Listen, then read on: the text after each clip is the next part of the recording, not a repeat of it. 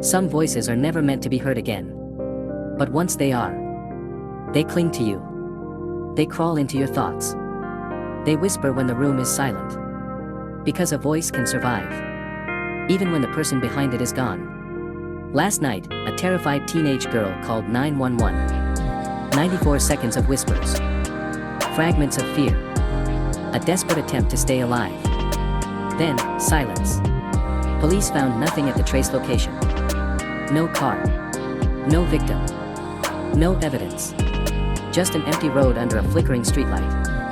And a recording that refused to let go. Tonight, investigators listen again. And this time, the call speaks back. Inside the city's forensic audio lab, the lights were low. The air smelled of stale coffee and warm electronics. Detective Aaron Cole sat alone, staring at a computer monitor. On the screen, a sound wave. Jagged lines. Rising. Falling. Like a heartbeat struggling to survive. Cole placed headphones over his ears. He pressed play. The whisper returned. I think he knows I'm calling. The girl's voice shook. Thin. Young. Terrified. Cole's jaw tightened.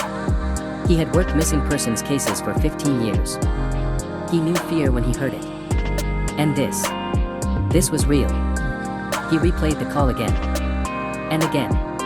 Each time hearing something new. A breath. A pause. A faint noise beneath her words. A sound hiding in the background. At first, it was barely noticeable. But once heard, it could not be unheard. Cole leaned forward. He isolated the background audio. Filtered out her voice. Removed the dispatcher's responses. What remained was faint. Distorted. But it was there. A low, steady hum. Mechanical. Consistent. Not wind. Not a car radio. Something else. He enhanced the frequency. The hum sharpened.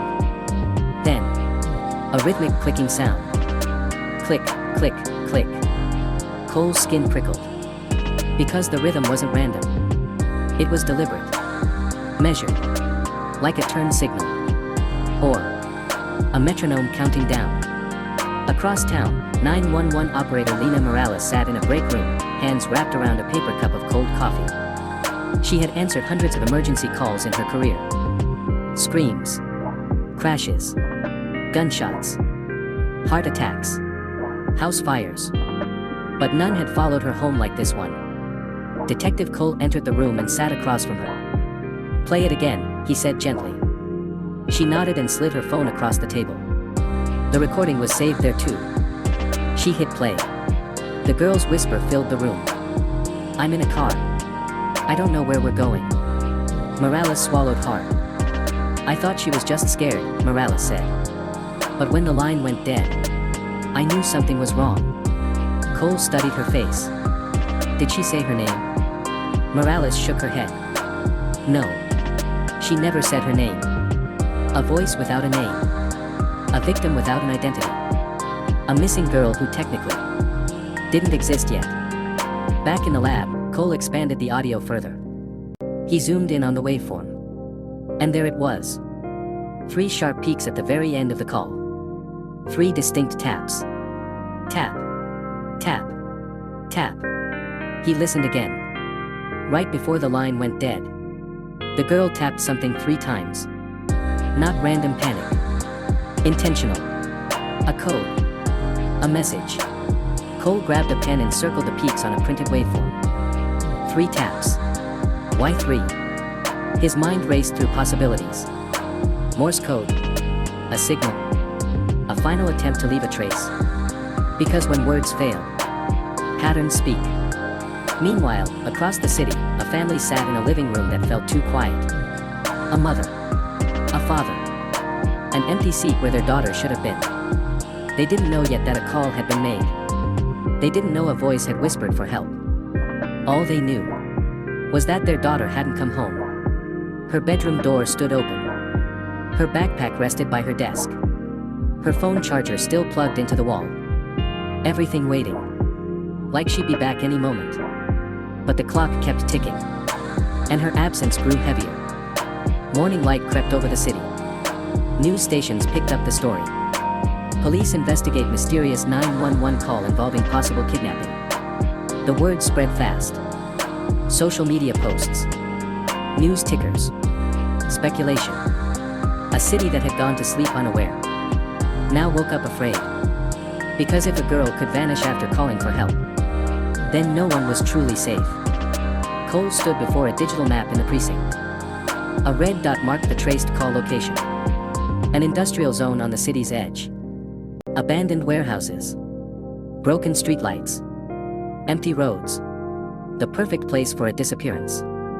But when officers searched it last night, nothing had been there. No tire marks. No footprints. No camera coverage. A blank spot. A place designed to erase people. Cole listened to the call again. This time with fresh ears. I think he knows I'm calling.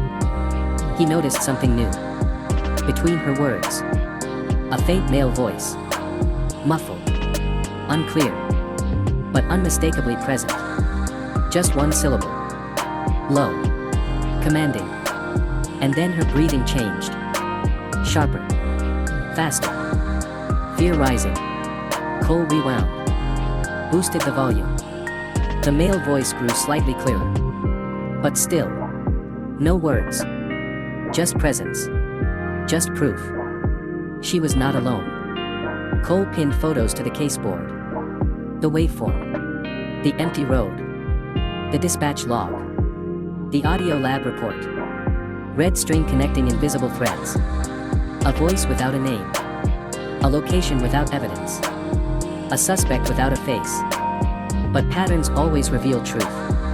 You just have to listen long enough. Late that night, Cole sat alone in his office. City lights glowed beyond the window. The call played softly again in his headphones. This time, he didn't focus on the girl. He focused on the silence between her words. And that's when he heard it. A sound so faint it was almost imagined. Almost. A long inhale. A man breathing. Close to the phone. Too close. As if he knew. He was being heard. Cole froze. Because whoever had taken that girl had been listening too. Cole removed the headphones slowly. Carefully. Like he might disturb something unseen. He knew now this case wasn't random. This wasn't an opportunistic crime. This was planned. Calculated. Controlled.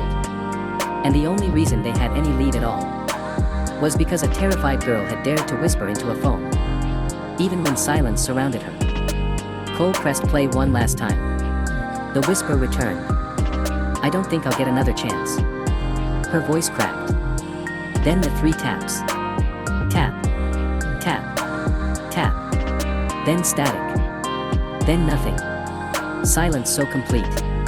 It felt alive. Somewhere in the city. A girl was still missing. Somewhere. A man had been breathing into a phone, listening as she begged for help. Somewhere.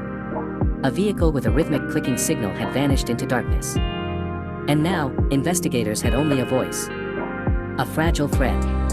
A whisper refusing to die. But voices can be traced. Sounds leave trails. And the next part of this investigation will follow that sound. Straight into the shadows. Because when a voice has no name, the search has only just begun.